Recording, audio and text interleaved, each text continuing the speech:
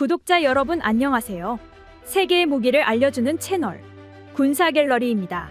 K2 흑표 전차 수출로 한국과 노르웨이와의 군사적인 협력이 강화되고 있는 지금 노르웨이 측이 한국에게 F-35에 탑재할 수 있는 신형 미사일을 제안했다는 소식까지 들려왔습니다. 한국은 최신의 스텔스기인 F-35를 운용하고 있는 입장에서 노르웨이의 제안은 매우 유익하다 볼 수 있는데요. 세계 최강의 K2 흑표 전차를 자신에게 팔아준 한국에게 노르웨이는 그냥 평범한 미사일을 제안하지 않았죠. 무려 수많은 방어 장비를 갖춘 항공모함 전단조차도 완전히 무력화해버릴 수 있는 강력한 무기라고 합니다. 이에 북한은 노르웨이를 전범국이라고까지 칭했고 항공모함을 운용 중인 중국은 불편함을 드러냈는데요. 대체 노르웨이가 한국에게 제공하려는 신형 미사일에 대해 지금부터 알아보도록 하시죠. 현재 F-35 전투기는 레이더에 거의 잡히지 않는 스텔스 전투기입니다. 따라서 존재 자체만으로 북한 공군과 북한 지상전력의 저승사자라고 할 수 있는데요. 그래서 북한은 F-35, KF-21 등 스텔스가 적용된 전투기를 한국이 배치하면 전쟁을 책동한다라며 비난을 일삼아왔죠. 그런데 노르웨이가 신형 미사일을 한국에 제공한다면 북한은 F-35의 공격에 말 그대로 속수무책으로 당하게 될 예정입니다.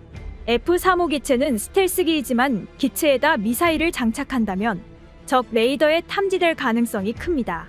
따라서 이런 스텔스기들은 내부에 미사일을 넣어놓고 사용할 때 꺼내 쓰는 방식을 채택하고 있는데요.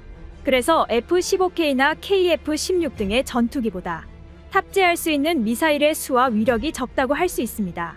현재는 F-35에 장착 가능한 공대지 미사일은 정밀 유도폭탄 합동직격탄과 소구경폭탄이 전부이죠. 그런데 이제 상황이 완전히 달라졌습니다. 노르웨이가 한국에게 주려는 신형 미사일의 이름은 JSM. JSM 미사일은 노르웨이의 콩스버그사가 개발한 대함 미사일을 다목적으로 개조한 것인데요. 본래 태생이 대함 미사일인 만큼 방어 장비를 무력화시키는데 특화된 무서운 놈입니다. 초저공 비행 모드인 시 스키밍을 활용하면 북한의 조악한 레이더 성능으로는 탐지조차 불가능하죠. 거기다 정확성 또한 수준급인데요. 레이저를 이용한 디지털 고도 측정 시스템을 도입해 어떠한 지형지물이라도 최적의 비행 경로를 계산해냅니다. 또한 필요할 경우 막판의 표적을 살짝 바꿔 타격할 수 있죠. 무게도 450kg 미만으로 작고 가볍기 때문에 F-35는 물론 종류를 가리지 않고 탑재 가능한데요. 한국 공군이 운용하는 F-15K, KF-16, 그리고 FA-50에도 장착할 수 있습니다. 바로 이 점이 북한을 넘어 중국까지 불안에 떨게 만드는 요소라고 할 수 있죠. 만약 한국이 이번 미사일을 도입하기로 결정한다면 중국 해군의 함대들은 JSM을 막을 뚜렷한 방책이 없는 상태입니다.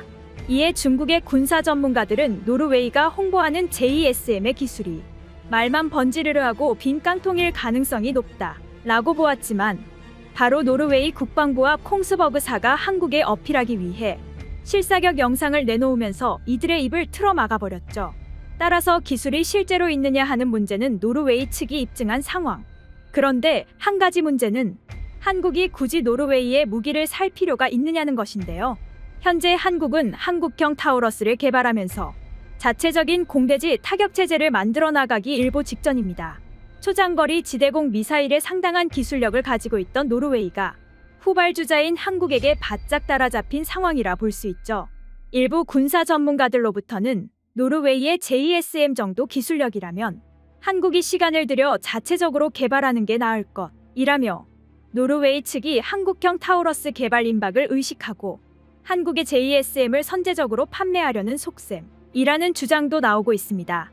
또한 한국이 노르웨이 콩스버그사의 JSM 구입을 고려하는 것은 K2 흑표 전차 판매와 관련된 정치적인 이유 때문이라는 분석도 나왔죠. 노르웨이군은 오랫동안 독일 전차를 애용해왔고 독일 방위산업체들과 수상한 친분 관계를 유지해온 군 장성들도 있습니다. 이 수상한 친분 관계 때문에 K2 흑표 전차도 조기에 탈락할 뻔했지만 노르웨이 정보 관계자들이 압도적인 정확성과 기동성을 가진 K2 흑표 전차의 성능을 확인하면서 오히려 독일 전차가 채택되지 못하게 되었는데요. 그리하여 노르웨이 정부에 대한 군 장성들의 불만이 꽤 커졌고 이를 잠재우기 위해 한국에게 JSM 구입을 해달라는 요구를 해왔다는 것입니다. 노르웨이 정부는 잠재적인 적국인 러시아에 대항하기 위해 국방개혁 및 육군 현대화를 정책으로 내놓은 상황. 그 첫걸음이 K2 흑표 전차 채택이었지만 독일 무기를 선호하는 군 장성들 때문에 발목이 잡힌 건데요. 노르웨이의 군사 전문가들은 이번에 한국이 JSM 도입을 조금이라도 해준다면 주력 전차 교체는 물론 그 외 다른 한국 무기 수입도 수월해질 것이라 보고 있죠. 그렇다 해도 JSM 도입으로 한국 측이 당장 큰 이익을 보지 않는데요. 만약 JSM 도입을 결정하게 된다면 노르웨이 측으로부터 JSM을 분해해 연구 데이터를 얻을 수 있는 조건을 받아내야 한다는 말도 나옵니다.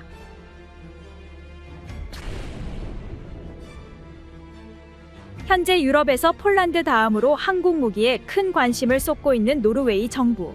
주력 전차 외에도 수많은 군사 분야에서 협력이 가능한 소중한 방위산업 파트너 국가가 될 가능성이 높은 국가이기도 한데요.